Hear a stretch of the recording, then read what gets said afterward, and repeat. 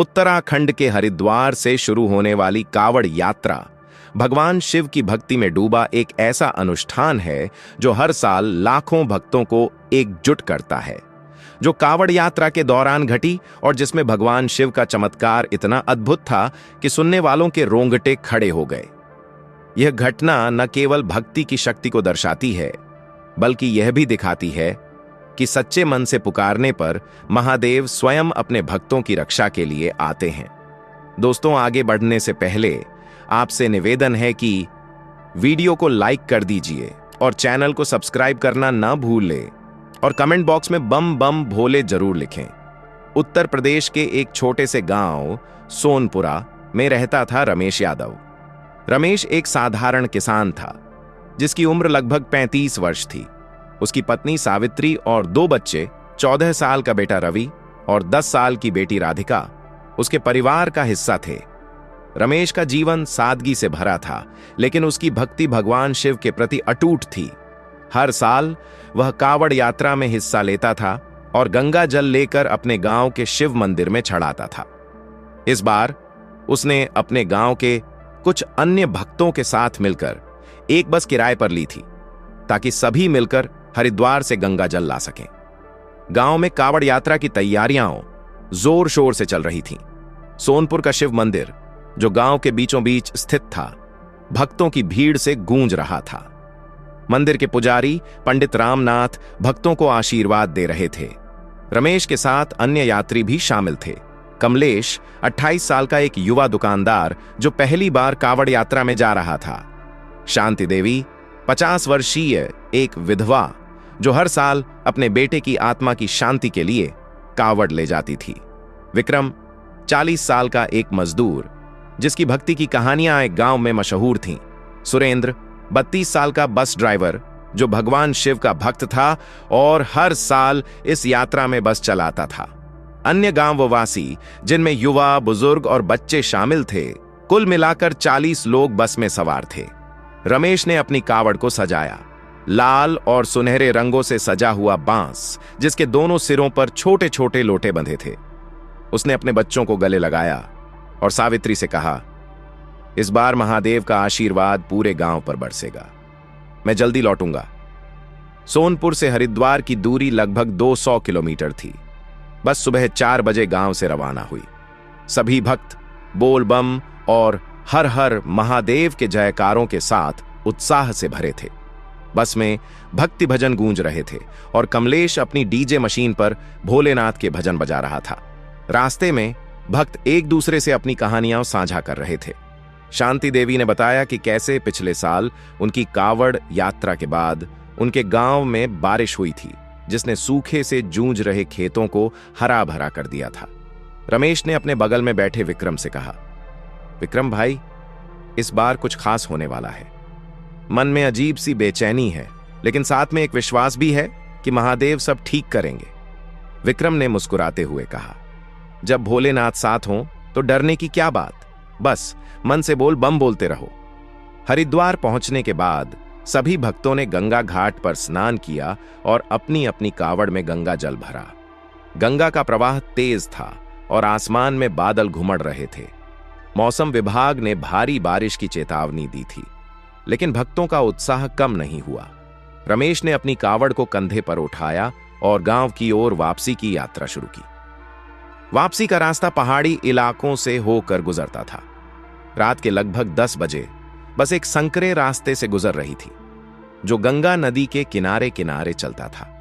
अचानक तेज बारिश शुरू हो गई।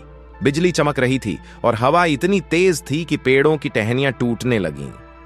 सुरेंद्र ने बस की गति धीमी कर दी, लेकिन सड़क फिसलन भरी हो गई थी। अचानक एक तेज मोड़ पर बस का संतुलन बिगड़ा। सड़क के किनारे की मिट्टी बारिश में डीली हो चुकी थी और बस अनियंत्रित होकर गंगा नदी की ओर फिसलने लगी। भक्तों में चीख पुकार मच गई। रमेश ने अपनी कावड़ को कसकर पकड़ा और चिल्लाया, हर हर महादेव, भोलेनाथ, हमारी रक्षा करो। बस कुछ ही पलों में गंगा नदी के ठंडे पानी में जा गिरी। पानी का तेज प्रवाह बस को बहाने लगा और अंदर बैठे लोग डर से कांप रहे थे। बस का अगला हिस्सा पानी में डूब गया था और पीछे का हिस्सा एक बड़े पत्थर से टकराकर रुक गया था। पानी बस के अंदर घुस रहा था और भक्तों की सांसें अटकी हुई थीं। कमलेश ने डरते हुए कहा, रमेश भैया, अब क्या होगा? क्या हम सब मर जाएंगे? शांति देवी ने आंखें बंद करके भगवान शिव का ध्यान शुरू कर दिया और उनके मुंह से ओम नमः शिवाय का जाप निकल रहा था।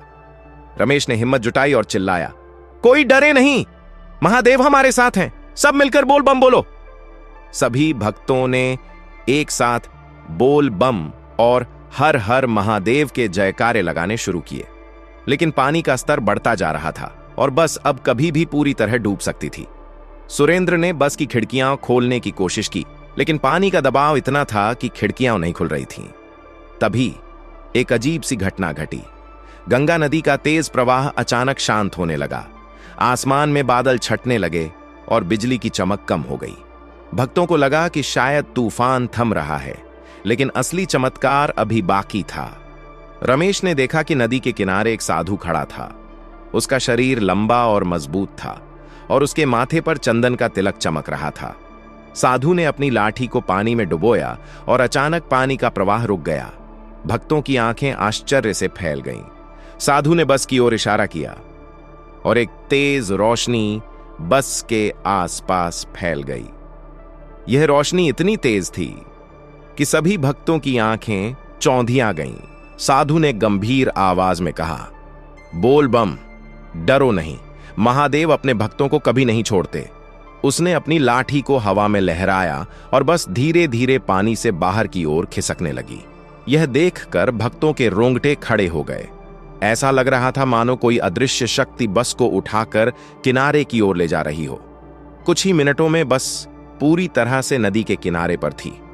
पानी अब बस के अंदर नहीं घुस रहा था और भक्त सुरक्षित थे। साधु ने भक्तों को बस से बाहर निकलने का इशारा किया। एक एक करके सभी भक्त बाहर आए। रमेश ने देखा कि उसकी कावड़, जो पानी में भीग चुकी थी, अब भी सुरक्षित थी। गंगा जल का एक बूंद भी नहीं गिरा था। शांति देवी ने साधु के चरणों में सिर झुकाया और कहा, आप कौन हैं बाबा? आपने हमें कैसे बचाया? साधु ने मुस्कुराते हुए कहा, मैं कोई नहीं हूं, मैं तो बस उसका दूत हूं जिसे तुम बोल बम कहकर पुकारते हो। इतना कहकर साधु वहां से गायब हो गया। भक्तों की आंखें आश्चर्य और भक्ति से भर गईं। जब भक्त अपने गांव लौटे तो उन्होंने इस चमत्कार की कहानी पूरे गांव को सुनाई। पंडित रामनाथ ने कहा, यह महादेव का चमत्कार है। उन्होंने अपने भक्तों की पुकार सुनी और स्वयं उनकी रक्षा के लिए आए। गांव में एक बड़ा उत्सव आयोजित किया गया, जिसमें सभी भक्तों ने मिलकर शिव मंदिर में गंगा जल चढ़ाया। रमेश की कावड़ यात्रा की कहानी गांव से निकलकर पूरे जिले में फैल गई। लोग कहने लगे कि सोनपुर का शिव मंदिर अब और भी पवित्र हो गया है, क्योंकि वहां महादेव ने अपने भक्तों को दर्शन दिए थे। कमलेश, जो पहली बार कावड़ यात्रा में गया था, अब हर साल कावड़ लेने का संकल्प ले चुका था। शांति देवी ने कहा, मुझे अब यकीन हो गया कि मेरा बेटा जहां कहीं भी है, महादेव उसकी रक्षा कर रहे हैं। यह कहानी भगवान शिव की भक्ति और उनके चमत्कारों की शक्ति को दर्शाती है। कावड़ यात्रा केवल एक धार्मिक यात्रा नहीं है, बल्कि यह भक्तों के विश्वास और एकजुटता का प्रतीक है। रमेश और उसके साथियों की कहानी हमें सिखाती है कि सच्चे मन से पुकारने पर महादेव अपने भक्तों के पास किसी न किसी रूप में जरूर आते हैं। तो भक्तों, कैसी लगी आपको यह कहानी? इस कहानी को अपने दोस्तों और परिवार के साथ शेयर जरूर करें और वीडियो को लाइक करके चैनल को सब्सक्राइब जरूर करें। महादेव की कृपा से आपकी जिंदगी में भी चमत्कार जरूर होगा। बोलिए, हर हर महादेव।